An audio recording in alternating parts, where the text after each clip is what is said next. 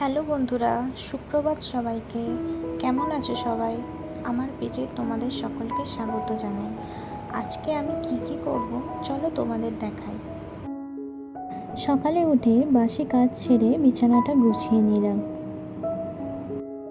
বাইরে বেরিয়ে দেখলাম আজকে ভালো রোদ করেছে।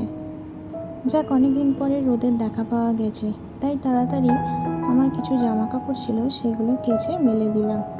বলা যায় না আবার কখন বৃষ্টি চলে আসতে পারে।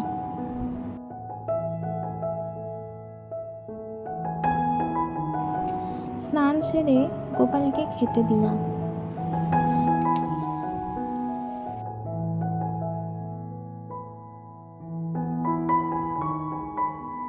আজকে শ্রাবণ মাসের দ্বিতীয় সোমবার।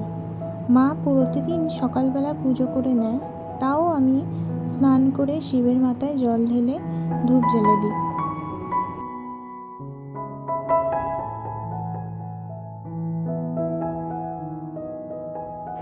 মায়ের ছবিতে আমি একটা মালা পরিয়ে দিলাম। মা চলে গেছে আজ 2 মাস হয়ে গেল। প্রতি সোমবারেই মায়ের ছবিতে স্নান করে আমি একটা করে মালা পরিয়ে দিই। তারপর একটু ছাদে গিয়ে গাছগুলোকে দেখতে গেলাম। অনেক দিন হলো গাছগুলোকে আর পরিচর্যা করা হয় না, তাই ভাবলাম আজকে একটু যাই, গিয়ে দেখে আসি।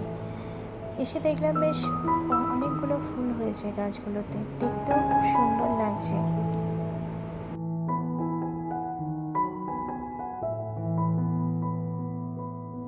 এই যে রজনীগন্ধা গাছটাকে দেখছো বন্ধুরা, প্রতি বছর এই গাছটাতে একটা করে স্টিক বেরোয়, কিন্তু এখনো পর্যন্ত বেরোয়নি। কিছুদিন গেলে হয়তো বেরোবে।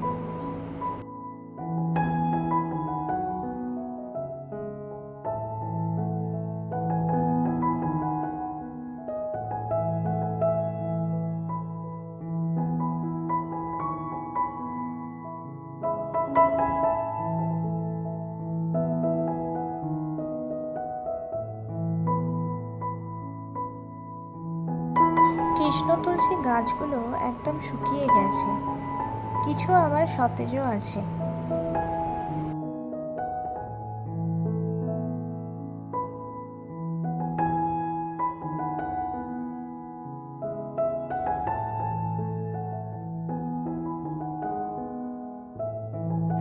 এই যে অ্যালোভেরা গাছটাকে দেখছো বন্ধুরা, এই গাছটা আমি ছোট্ট একটা গাছ কিনে নিয়ে এসেছিলাম।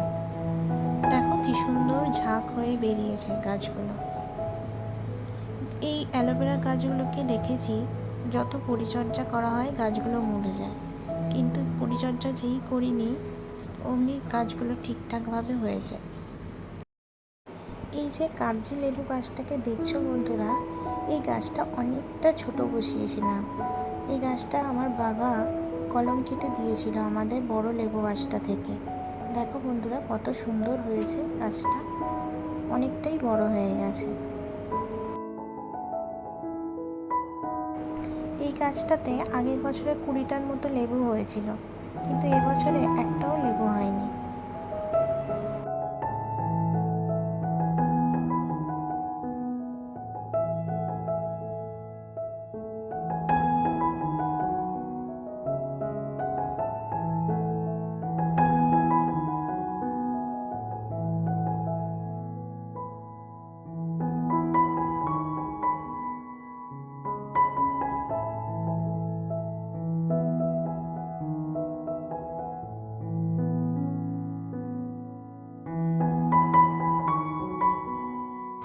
যাওয়ার সময় গাছগুলোর সাথে দুটো সেলফি তুলে নিলাম।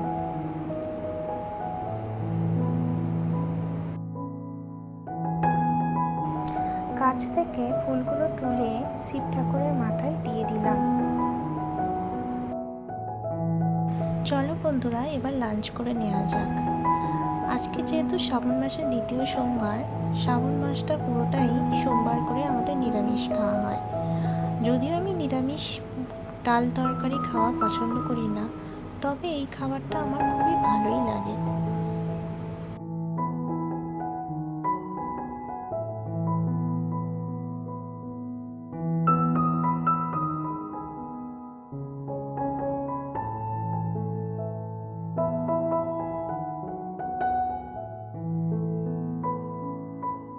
সাথে আলু সিদ্ধ, কাঁচা লঙ্কাও নিয়ে নিলাম।